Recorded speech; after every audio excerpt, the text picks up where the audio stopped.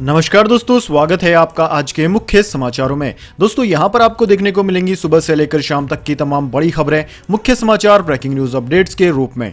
तो दोस्तों आप सभी लोगों से रिक्वेस्ट है इस वीडियो को ज्यादा से ज्यादा लाइक और शेयर करें। तो दोस्तों सीधे चलते हैं आज की पहली बड़ी खबर की ओर। वैक्सीनेशन की नई गाइडलाइंस जारी, सरकार का बड़ा फैसला। जो लोग सेंटर पर नहीं जा सकते उन्हें घर जाकर लगाई जाएगी कोरोना वैक्सीन। जी हां दोस्तों, देश में कोरोना के नए मामलों में लगातार गिरावट आ रही है। वैक्सीनेशन का आंकड़ा भी 83 करोड़ के पार हो गया है। इसी बीच सरकार ने बड़ा फैसला लेते हुए डोर टू डोर वैक्सीनेशन की अनुमति दे दी है। इसके लिए गाइडलाइंस भी जारी कर दी गई है। नीति आयोग के सदस्य डॉक्टर वी.के. पॉल ने गुरुवार को इसकी जानकारी दी। उन्होंने कहा कि हम उन लोगों के लिए घर पर टीकाकरण शुरू कर रहे हैं जो सेंटर पर जाने में सक्षम नहीं है। इसके लिए एडवाइजरी जारी की गई है। दोस्तों आदेश में कहा गया है कि वैक्सीनेशन सेंटर पर जाने में असक्षम लोगों को टीका लगाना सुनिश्चित किया जाए। सभी राज्य और केंद्र शासित राज्य इसके लिए खास इंतजाम करें। दोस्तों देश में कोरोना के नए मामलों में लगातार गिरावट आ रही है। पिछले 24 घंटे की बात की जाए तो बीते 24 घंटों में लगभग 31,000 लोगों में संक्रमण की पुष्टि हुई है। इसके बाद दोस्तों अगली बड़ी खबर, योगी सरकार पर जमकर बरसे अखिलेश यादव, बोले गाय गंगा और गड्ढे के मामले में है फेल। जी हां दोस्तों, आगामी उत्तर प्रदेश विधानसभा चुनाव से पहले समाजवादी पार्टी के मुखिया अखिलेश यादव ने गुरुवार को फिर से योगी सरकार पर हमला बोला है। उन्होंने कहा है कि यूपी सरकार गाय गंगा और गड्ढे के मामले में फेल है। प्रदेश में अगले साल कई अन्य राज्यों के साथ फरवरी मार्च में विधानसभा चुनाव होने वाले हैं। अपने सहपाठी गौतम शर्मा के पिता की त्रयोदशी के कार्यक्रम में शामिल होने के लिए महोबा बापू से अखिलेश यादव ने कहा कि आम लोगों की बीजेपी से काफी नाराजगी है और इस वजह से सपा को 400 सीटें मिलने जा रही है। उन्होंने कहा कि शिवपाल यादव की पार्टी समेत सभी क्षेत्रीय दलों को समाजवादी पार्टी के साथ लाने का काम करेगी। अखिलेश यादव ने चुनाव में बुंदेलखंड की सारी सीटें मिलने का दावा किया है। साथ ही कहा है कि बीजेपी सरकार ने योजनाओं के नाम बदलने का काम किया। इस सरकार में अपराध इतना हो गया कि एक IPS तक भगोड़ा हो गया है। इस सरकार का प्रिय काम है बिना पानी का शौचालय बनाना। सपा अध्यक्ष ने कहा कि इस सरकार में साधु संतों और बाबाओं की हत्याएं हो रही है।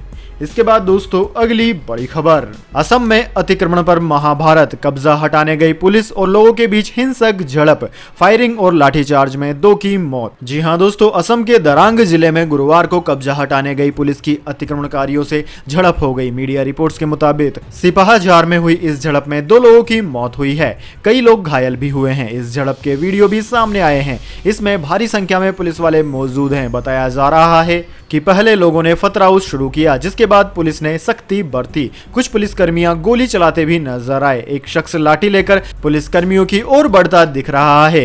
इसके बाद कई पुलिसकर्मी उस पर टूट पड़ते हैं। बताया जा रहा है कि यहां सोमवार से तनाव का माहौल था। पुलिस के मुताबिक उनके भी 9 जवान घायल हुए हैं। दरांग जिले के SP सुशांत विश्वास शर्मा ने बताया कि अतिक्रमणकारियों ने प्रशासन कार्रवाई का विरोध करते हुए पथराव शुरू कर दिया था, जिसमें 9 पुलिसकर्मी घायल हुए हैं। घटना में 2 ग्रामीणों के भी घायल होने की खबर है, जिन्हें अस्पताल में भर्ती कराया गया है। फिलहाल स्थिति नियंत्रण में है। बताया जा रहा है कि SP सुशांत विश्वास शर्मा मुख्यमंत्री हेमंत विश्वास शर्मा के सगे भाई हैं। इसके बाद दोस्तों अगली बड़ी खबर, आ रहे हैं त्योहार, स्वास्थ्य मंत्रालय ने कोविड-19 को देखते हुए कह दी बड़ी बात।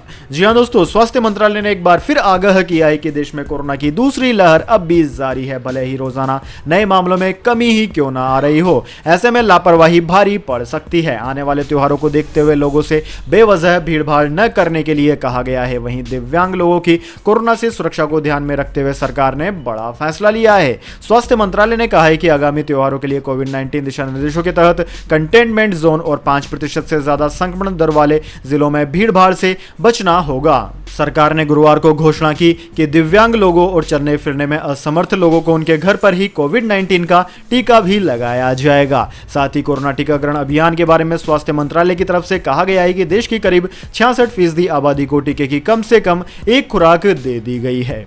इसके बाद दोस्तों अगली बड़ी खबर, पाकिस्तान चीन की चाल हुई नाकाम, UN में तालिबान नहीं रख सकेगा अपनी बात। जी हां दोस्तों, संयुक्त राष्ट्र में तालिबान को लेकर पाकिस्तान और चीन का प्लान फेल हो गया है। संयुक्त राष्ट्र ने तालिबानी सरकार को महासभा में संबोधित पर कोई फैसला नहीं दिया। अगर UN के फोरम पर तालिबान को अपनी बात रखने का मौका दिया जाता है तो इसका सीधा यह मतलब निकाला जाता है कि तालिबान को पूरी दुनिया ने मान्यता दे दी है और पश्चिमी देश इस फैसले के खिलाफ जा सकते हैं। ऐसे में माना जा रहा है कि तालिबान को UN जनरल असेंबली में शामिल कराने की बात पर पाकिस्तान और चीन की चाल नाकाम हो चुकी है। यूएन में अफगानिस्तान के राजनयिक मिशन पर अपदस्थ अशरफ गनी सरकार के प्रतिनिधि को ही मान्यता मिली हुई है। इतना ही नहीं, अफगान दूत ने अमेरिकी राष्ट्रपति जो बाइडेन के सेशन में हिस्सा भी लिया था। पाकिस्तानी मीडिया के मुताबिक अभी अफगान सरकार के प्रतिनिधि तब तक संयुक्त राष्ट्र में मिशन पर कब्जा किए रहेंगे जब तक परिचय पत्र देने वाली यूएन कमेटी इस पर फैसला नहीं ले लेती। इसके बाद दोस्तों अगली बड़ी खबर, क्रिकेट में पाकिस्तान का बहिष्कार, बौखलाए इमरान खान ने अपने खिलाड़ियों से की यह मांग। जी हां दोस्तों, न्यूजीलैंड और इंग्लैंड की ओर से पाकिस्तान का दौरा रद्द किए जाने के बाद इमरान खान का यह संदेश क्रिकेट जगत में अलग थलग पड़ चुका है। न्यूजीलैंड ने सुरक्षा का हवाला देते हुए पाकिस्तान के खिलाफ सीरीज का ना खेलने का फैसला किया था। दोस्तों न्यूजीलैंड की राह पर इंग्लैंड भी चल पड़ा और उसने अपनी महिला और पुरुष टीम को पाकिस्तान नहीं भेजने का फैसला किया है। न्यूजीलैंड और इंग्लैंड क्रिकेट के इस कदम के बाद पाकिस्तान बौखला गया है। पाकिस्तान के प्रधानमंत्री और पूर्व दिग्गज खिलाड़ी इमरान खान ने कप्तान बाबर आजम से शेर की तरह आगे रहकर टीम की अगुवाई करने की सलाह दी है। उन्होंने खिलाड़ियों से टी20 वर्ल्ड कप में बदला लेने की मांग की है। द एक्सप्रेस ट्रिब्यून में प्रकाशित एक रिपोर्ट के मुताबिक पूर्व क्रिकेटर से नेता बने इमरान खान ने टीम का मनोबल बढ़ाने के लिए बुधवार को पाकिस्तानी टी20 विश्व कप टीम से मुलाकात की। रिपोर्ट में कहा गया है कि इमरान खान ने खिलाड़ियों से प्रदर्शन पर ध्यान केंद्रित करने और निडर क्रिकेट खेलने का आग्रह किया है। इमरान खान ने यह भी कहा कि पाकिस्तान एक सुरक्षित देश है, आपको अपने प्रदर्शन में सुधार पर ध्यान देना चाहिए। पाकिस्तान जल्द ही अंतर्राष्ट्रीय क्रिकेट की मेजबानी भी करेगा। इसके बाद दोस्तों अगली बड़ी खबर, योगी सरकार देने जा रही है गरीबों को बड़ी सौगात, 500 रुपए के स्टाम्प पर होगी घर की रजिस्ट्री। जी हां दोस्तों, यूपी सरकार जल्द ही घरों और जमीन की खरीद से जुड़े एक जरूरी नियम में बदलाव करने जा रही है, जिसके बाद मकान की खरीद पर 500 रुपए के स्टाम्प पर रजिस्ट्री हुआ करेगी। दोस्तों इस नियम के लागू होने के बाद लोगों को काफी सहूलियत हो जाएगी। दोस्तों आपकी जानकारी के लिए बता दें, आवास विभाग के अधिकारियों द्वारा दिए गए प्रस्ताव पर उच्च अधिकारियों की सहमति बैठक में बन गई है। जल्द ही यह प्रस्ताव कैबिनेट के पास मंजूरी के लिए भेज दिया जाएगा। दैनिक हिंदुस्तान में छपी एक खबर के अनुसार राज्य सरकार चाहती है कि आवास विकास परिषद और विकास प्राधिकरण के साथ ही निजी बिल्डरों द्वारा बनाए गए EWS मकानों की रजिस्ट्री 500 रुपए के स्टाम्प पर कराने की सुविधा दी जाए। इस सुविधा से गरीबों को मकान कम कीमत में मिल जाएंगे। इसके बाद दोस्तों अगली बड़ी खबर, 4 और रामायण सर्किट ट्रेन चलाएगी IRCTC, अयोध्या से रामेश्वर तक होंगे दर्शन। जी हां दोस्तों, राम भक्तों के लिए भारतीय रेलवे की सहायक कंपनी IRCTC एक बड़ी खुशखबरी लेकर आया है। दरअसल दोस्तों राम भक्तों की मांगों को देखते हुए IRCTC ने 4 और रामायण सर्किट ट्रेन चलाने का फैसला किया है। पहली रामायण सर्किट ट्रेन 7 नवंबर 2020 से चलाई जा रही है। इस ट्रेन की शेड्यूलिंग काफी पहले हो चुकी है। इस ट्रेन की बुकिंग फुल हो चुकी है और लगातार इस तरह की ट्रेन की मांग श्रद्धालुओं की तरफ से की जा रही है। इसी को ध्यान में रखकर IRCTC ने फैसला लिया है कि इस ट्रेन के अलावा 4 और रामायण सर्किट ट्रेन चलाई जाए। पहले दौर के रामायण सर्किट ट्रेन के बाद अब 16 नवंबर को दूसरी ट्रेन, 25 नवंबर को तीसरी ट्रेन और 27 नवंबर को चौथी और 20 जनवरी से 5वीं ट्रेन चलाई जाएगी। दोस्तों रामायण सर्किट ट्रेन के जरिए भगवान राम से जुड़ी धार्मिक स्थलों से के दर्शन कराए जाएंगे। इस ट्रेन से 7500 किलोमीटर की यात्रा 17 दिन में पूरी होगी। ये ट्रेन दिल्ली के सफदरजंग रेलवे स्टेशन से शुरू होगी। ये ट्रेन यात्रियों को श्री राम से जुड़े सभी धार्मिक स्थलों के दर्शन कराएगी। पूरी यात्रा में कुल 17 दिन लगेंगे। यात्रा का पहला पड़ाव अयोध्या होगा, जहां श्री राम जन्मभूमि मंदिर, श्री हनुमान मंदिर के दर्शन कराए जाएंगे। अयोध्या से यह ट्रेन सीतामढ़ी जाएगी, जहां जानकी जन्म स्थान और नेपाल स्थित राम जानकी मंदिर के दर्शन भी होंगे। ट्रेन का अगला पड़ाव भगवान शिव की नगरी काशी होगा, फिर चित्रकूट और वहां से नासिक पहुंचेगी। नासिक के बाद प्राचीन किष्किंधा नगरी हम्पी अगला पड़ाव होगा, जहां अंजनी पर्वत स्थित हनुमान जन्म स्थल के दर्शन कराए जाएंगे। इस ट्रेन का आखिरी पड़ाव रामेश्वरम होगा। रामेश्वरम से चलकर यह ट्रेन 17वें दिन दिल्ली वापस पहुंचेगी। इस यात्रा के लिए एसी फर्स्ट क्लास की बुकिंग 1,02,095 रुपए और सेकंड क्लास में 82,950 रुपए में है। इसके बाद दोस्तों अगली बड़ी खबर, झारखंड हाई कोर्ट में सीबीआई धनबाद के जज को टेम्पो ड्राइवर ने जानबूझकर उड़ाया था। जी हां दोस्तों, धनबाद के जिला एवं सत्र न्यायाधीश उत्तम आनंद की मौत के मामले में सीबीआई ने विस्तृत जांच पड़ताल और फोरेंसिक रिपोर्ट अध्ययन के बाद सीबीआई ने झारखंड हाई कोर्ट को बताया है कि धनबाद के जज को टेम्पो ड्राइवर ने जानबूझकर उड़ाया था। इसके साथ ही सीबीआई ने मामले के अपडेट से हाई कोर्ट को अवगत कराया है। बताया जा रहा है कि सीबीआई ने सबूतों का अध्ययन करने के लिए देश भर के 4 अलग अलग फोरेंसिक टीमों टीमों को लगाया है। धनबाद के 39 वर्षीय जिला न्यायाधीश उत्तम आनंद की 28 जुलाई को उस वक्त मौत हो गई थी जब उन्हें एक ऑटो रिक्शा ने टक्कर मार दी थी। यह घटना एक सीसीटीवी कैमरे में कैद हो गई थी। एजेंसी के सूत्रों ने एनडीटीवी को बताया कि जांच पड़ताल और क्राइम सीन को फिर से रिक्रिएट करने, वीडियो फुटेज के 3D विश्लेषण और उपलब्ध फोरेंसिक सबूतों के आधार पर सीबीआई ने कहा है कि उत्तम आनंद को जानबूझकर निशाना बनाया गया और उनकी हत्या की गई। एजेंसी के सूत्रों ने कहा है कि सबूतों के विश्लेषण के लिए सीबीआई 4 अलग-अलग टीमों के साथ काम कर रही थी। रिपोर्ट निर्णायक रूप से बताती है कि जज को जानबूझकर उड़ाया गया। सूत्रों के मुताबिक जांच अंतिम चरण में है। केंद्रीय एजेंसी अब अपनी जांच के परिणामों के साथ फोरेंसिक रिपोर्ट की पुष्टि करने में लगी हुई है।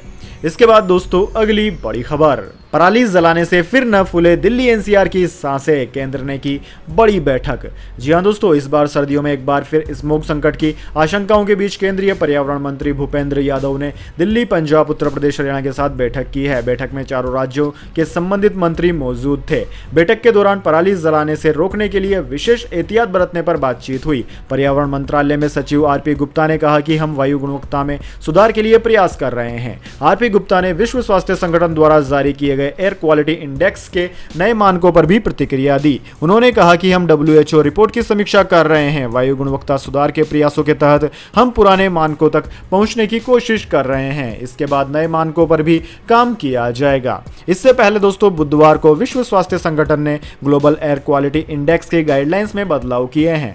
वैश्विक संगठन ने सार्वजनिक स्वास्थ्य को ध्यान में रखते हुए अब मानकों को और सख्त कर दिया है। WHO की गाइडलाइंस में स्पष्ट तौर पर बताया गया है कि प्रदूषित हवा का मानवीय स्वास्थ्य पर कितना बुरा असर होता है। इसी के मद्देनजर प्रदूषण के मानकों को सख्त किया गया है। इसके बाद में दोस्तों बात कर लेते हैं पूरी दुनिया और भारत में क्या है कोरोना महामारी की ताज़ा स्थिति। तो सबसे पहले दोस्तों बात करते हैं पूरी दुनिया की। तो दोस्तों पूरी दुनिया की बात की जाए तो पूरी दुनिया में इस वक्त तक इस महामारी से संक्रमितों का आंकड़ा 21,94,56,000 को पार कर गया है। जबकि दोस्तों इस महामारी से मरने वालों की संख्या 45,47,000 के पार है। दोस्तों इस महामारी से सर्वाधिक प्रभावित देशों की बात की जाए तो उनमें America, India, Brazil, United kingdom, Russia, Turkey, France, Iran, Argentina आदि देशों का नाम आता है। इसके बाद दोस्तों बात कर लेते हैं क्या है भारत के हालात। लेकिन उससे पहले मेरी आपसे एक छोटी सी रिक्वेस्ट है, अगर दोस्तों आपको अभी तक हमारी न्यूज़ पसंद आई है तो इसे एक छोटा सा लाइक ज़रूर दे दें, और अगर आपको पसंद नहीं आई है तो बेशक आप डिसलाइक भी कर सकते हैं। लेकिन दोस्तों लाइक और डिसलाइक ज़रूर कीजिए, क्योंकि दोस्तों यही हमारी मेहनत का फल होता है और इसी से पता चलता है कि आपको हमारी वीडियो पसंद आई है या नहीं। तो दोस्तों जल्दी से जान लेते हैं क्या है भारत के हालात। दोस्तों भारत में इस वक्त तक इस महामारी से संक्रमितों का आंकड़ा 3,35,31,000 को पार कर गया है। जबकि दोस्तों मरने वालों की संख्या 4,45,000 के पार है। इस महामारी से सर्वाधिक प्रभावित राज्यों की बात की जाए तो उनमें महाराष्ट्र, केरला, कर्नाटक, तमिलनाडु, आंध्र प्रदेश, उत्तर प्रदेश, वेस्ट बंगाल, दिल्ली आदि राज्यों का नाम आता है। कोरोना संकट के बीच फेक वैक्सीन सर्टिफिकेट का खतरा, 10 गुना बड़ा काला बाजार। जी हां दोस्तों, कोरोना वायरस महामारी के खिलाफ वैक्सीन को सबसे बड़ा हथियार माना जा रहा है और दुनिया के देश अपने नागरिकों को जल्द से जल्द टीका लगवाने का आग्रह भी कर रहे हैं। कई देश अब वैक्सीन सर्टिफिकेट लेकर आ रहे हैं ताकि निगरानी की जा सके कि किसे टीका लगाया गया है और किसे अभी भी वैक्सीन शॉट लेने की जरूरत है। लेकिन दोस्तों इसी बीच नकली वैक्सीन सर्टिफिकेट की समस्या तेजी से बढ़ती जा रही है। कोरोना वैक्सीन सर्टिफिकेट पर कुख्यात काला बाजार अब अपनी पकड़ बना चुका है और जैसे जैसे ज्यादा से ज्यादा देश वैक्सीन सर्टिफिकेट लेकर आ रहे हैं, फेक सर्टिफिकेट का बाजार बढ़ता जा रहा है। पिछले कुछ महीनों में नकली वैक्सीन सर्टिफिकेट का काला बाजार 10 गुना बढ़ गया है। दोस्तों वेबसाइट वियोन की रिपोर्ट के अनुसार एक सॉफ्टवेयर कंपनी चेक पॉइंट ने अपनी नकली कोविड वैक्सीन सर्टिफिकेट के लिए काले बाजार का निरीक्षण करने के लिए एक अध्ययन किया और पाया कि दुनिया भर के 29 देशों में यह तेजी से बढ़ता जा रहा है। इनमें से 9 प्रमुख देश नए हैं। इनमें ऑस्ट्रेलिया, ब्राजील, लातविया, लिथुआनिया, माल्टा, पुर्तगाल, सिंगापुर, थाईलैंड और संयुक्त अरब अमीरात हैं। इन देशों में सबसे ज्यादा नकली वैक्सीन सर्टिफिकेट मिल रहे हैं। इसके बाद दोस्तों अगली बड़ी खबर, गोल्ड सिल्वर प्राइस टुडे, सोना लुढ़का, चांदी में आई तेजी। जी हां दोस्तों, HDFC सिक्योरिटीज के मुताबिक राष्ट्रीय राजधानी दिल्ली के सराफा बाजार में सोना 294 रुपए की गिरावट के साथ 45,401 रुपए प्रति 10 ग्राम रह गया। दोस्तों वहीं चांदी की बात की जाए तो चांदी 26 रुपए की मामूली तेजी के साथ 59,609 रुपए प्रति किलोग्राम पर बंद हुई। उधर दोस्तों दूसरी ओर अंतर्राष्ट्रीय बाजार की बात की जाए तो अंतर्राष्ट्रीय बाजार में सोने और चांदी के भाव $1768 प्रति औंस और $22.78 प्रति औंस के करीब रहे। इसके बाद दोस्तों अगली बड़ी खबर, वायु प्रदूषण से हर साल 70 लाख लोगों की होती है मौत, डब्ल्यूएचओ की नई गाइडलाइन। जी हां दोस्तों, विश्व स्वास्थ्य संगठन ने अब वायु प्रदूषण को धूम्रपान या अस्वस्थकारी आहार के बराबर माना है। नतीजन विश्व स्वास्थ्य संगठन ने नए सख्त दिशा निर्देश जारी किए हैं। संगठन का दावा है कि इससे लाखों लोगों की जान बचाई जा सकती है। डब्ल्यूएचओ ने 22 सितंबर को कहा कि वायु प्रदूषण अब मानव जीवन के लिए सबसे बड़े पर्यावरणीय खतरों में से एक है, जिससे हर साल 70 लाख लोगों की अकाल मृत्यु होती है। संयुक्त राष्ट्र एजेंसी ने यह भी कहा कि तत्काल कार्रवाई की जरूरत को पहचानने के बाद वह अपने वायु गुणवत्ता दिशा निर्देशों को मजबूत कर रही है। नए दिशा निर्देश लाखों लोगों की जान बचा सकते हैं। नए दिशा निर्देश ozone, nitrogen dioxide, sulphur dioxide और कार्बन मोनोऑक्साइड समेत पदार्थों पर लागू होते हैं। दोस्तों, उन्होंने चेतावनी देते हुए कहा कि नए स्तर से अधिक स्वास्थ्य के लिए महत्वपूर्ण जोखिम से जुड़ा है। एजेंसी का कहना है कि उनका पालन करने से लाखों लोगों की जान बचाई जा सकती है। दिशा निर्देशों का उद्देश्य लोगों को वायु प्रदूषण के प्रतिकूल प्रभावों से बचाना है। दोस्तों, नए दिशा निर्देशों के लिए COP26 वैश्विक जलवायु शिखर सम्मेलन 31 अक्टूबर से 12 नवंबर के बीच ग्लासगो में आयोजित होना है। इसके बाद दोस्तों अगली बड़ी खबर, तालिबान को लेकर इन देशों में पक रही है खिचड़ी। मीटिंग के लिए अचानक काबुल पहुंचे विशेष राजदूत। जी हां दोस्तों, तालिबान को अंतर्राष्ट्रीय मंच पर जगह दिलवाने की पाकिस्तानी कोशिशों के बीच एक चौंकाने वाली खबर आई है। चीन, रूस और पाकिस्तान के विशेष दूतों ने अचानक अफगानिस्तान पहुंचकर तालिबानी नेताओं से मुलाकात की। काबुल पहुंचे विशेष दूतों ने 21 और 22 सितंबर को अफगानिस्तान के कार्यवाहक प्रधानमंत्री मोहम्मद हसन, अंगखुद विदेश मंत्री आमिर खान, मुत्ताफिक वित्त मंत्री और उच्च स्तरीय सरकारी अधिकारियों से बातचीत की। तीनों देशों ने यह कदम ऐसे समय उठाया है जब शार्क सम्मेलन में तालिबान को शामिल करने की पाकिस्तानी कोशिशों को भारत नाकाम कर चुका है और तालिबान सरकार ने संयुक्त राष्ट्र महासचिव एंटोनियो गुटेरेस को पत्र लिखकर अपने प्रवक्ता सुहेल शाहीन को UN में अफगानिस्तान का नया राजदूत बनने के लिए कहा है। दोस्तों, माना जा रहा है कि तीनों देश तालिबान को अंतर्राष्ट्रीय मंच पर जगह दिलाने की कोई योजना तैयार कर रहे हैं। इसके बाद दोस्तों अगली बड़ी खबर, आधार कार्ड बनवाने के नियम में हुआ बड़ा बदलाव। UIDAI ने दी जानकारी, सभी पर पड़ेगा असर। जी हां दोस्तों, आधार से जुड़ी एक बड़ी खबर है। भारतीय विशिष्ट पहचान प्राधिकरण ने आधार बनवाने की प्रक्रिया को बदल दिया है। UIDAI ने जानकारी दी है कि अब बच्चे का जन्म प्रमाण पत्र या फिर अस्पताल से डिस्चार्ज की स्लिप के साथ माता पिता में से किसी एक के आधार कार्ड से बच्चे के बाल आधार के लिए आवेदन किया जा सकेगा। दरअसल बाल आधार कार्ड का एक नीले रंग का है जो 5 साल से कम उम्र के बच्चों के लिए जारी किया जाता है, लेकिन अब नए नियम के तहत 5 साल से कम उम्र के बच्चों के लिए किसी बायोमेट्रिक डिटेल की आवश्यकता नहीं होगी। 5 साल से कम आयु के बच्चों के लिए बायोमेट्रिक यानी कि फिंगरप्रिंट और आई स्कैन की जरूरत को खत्म कर दिया गया है। वहीं बच्चे की उम्र 5 साल की होने पर अनिवार्य रूप से बायोमेट्रिक अपडेट की आवश्यकता होगी। दोस्तों, बाल आधार बनवाने के लिए passport, PAN card, voter ID card, driving licence, NREGA job card आदि शामिल हैं। वहीं एड्रेस के प्रमाण के रूप में इस्तेमाल किए जा सकने वाले दस्तावेजों में passport, bank statement, passbook, post office account statement, ration card आदि शामिल हैं। इसके बाद दोस्तों अगली बड़ी खबर, गूगल ने CCI को दिल्ली हाई कोर्ट में घसीटा, गोपनीय रिपोर्ट लीक होने का लगाया आरोप। जी हां दोस्तों, टेक दिग्गज गूगल ने गुरुवार को कहा कि उसने भारतीय प्रतिस्पर्धा आयोग यानी कि CCI द्वारा उसके खिलाफ की गई जांच की गोपनीय रिपोर्टों के लीक होने के खिलाफ दिल्ली हाई कोर्ट में अपील की है। कंपनी ने एक बयान में कहा कि इस कवायद का मकसद CCI की जांच शाखा को मिली किसी भी गोपनीय जानकारी को गैरकानूनी रूप से बाहर आने से रोकना है। गूगल ने कहा है कि उसे अभी तक यह गोपनीय रिपोर्ट नहीं मिली है। टेक्नोलॉजी कंपनी ने आगे कहा कि गूगल ने दिल्ली हाई कोर्ट में एक रिट याचिका दायर कर इस मामले के समाधान की मांग की है और विशेष रूप से भरोसे के उल्लंघन पर आपत्ति जताई, जिससे गूगल और उसके सहयोगियों को नुकसान पहुंचा है। दोस्तों, पिछले हफ्ते आई रिपोर्टों में कहा गया था कि CCI की जांच शाखा महानिदेशक ने पाया है कि एंड्रॉइड के संबंध में गूगल अनुचित व्यावसायिक प्रथाओं में शामिल है। इस पर गूगल ने कहा कि हम इस बात से बहुत चिंतित हैं कि महानिदेशक की रिपोर्ट, जिसमें हमारे एक चालू मामले की गोपनीय जानकारी शामिल है, CCI के पास से मीडिया में लीक हो गई है। गोपनीय जानकारी की रक्षा करना किसी भी सरकारी जांच के लिए बुनियादी जरूरत है और हम आगे किसी भी गैरकानूनी खुलासे को रोकने के अपने कानूनी अधिकार का पालन कर रहे हैं। कंपनी के प्रवक्ता ने कहा कि कंपनी ने पूरी तरह से सहयोग किया और पूरी जांच प्रक्रिया में गोपनीयता बनाए रखी। हम उन संस्थानों के समान स्तर की गोपनीयता की उम्मीद उम्मीद करते हैं जिनसे हम जुड़े हुए हैं। तो दोस्तों यह थी आज की तमाम बड़ी खबरें। इसके बाद दोस्तों बारी आती है आज के माइंड क्यूज क्वेश्चन की। जी हाँ, एक आसान से सवाल का जवाब देकर आप जीत सकते हैं एक अमेजिंग सरप्राइज गिफ्ट हमारे यूट्यूब चैनल की ओर से। तो दोस्तों आज का सवाल आपकी स्क्रीन पर आ चुका है। साल के कितने महीनों में 31 तारीख आती है? जी हाँ दोस्तों, आपको पता है कि साल के कितने महीनों में 31 तारीख आती है? तो जल्दी से उनकी संख्या कमेंट बॉक्स में लिख दीजिए। अगर दोस्तों आपका जवाब होता है एकदम सही और आप चुने जाते हैं लक्की विजेता के रूप में, तो आपको मिल सकता है एक अमेजिंग सरप्राइज गिफ्ट हमारे यूट्यूब चैनल की ओर से। तो दोस्तों जल्दी से अपना उत्तर कमेंट बॉक्स में लिख दीजिए, वीडियो को लाइक कर लीजिए और चैनल को सब्सक्राइब करके बेल आइकन भी दबा लीजिए। धन्यवाद। वंदे मातरम। जय हिंद, जय भारत।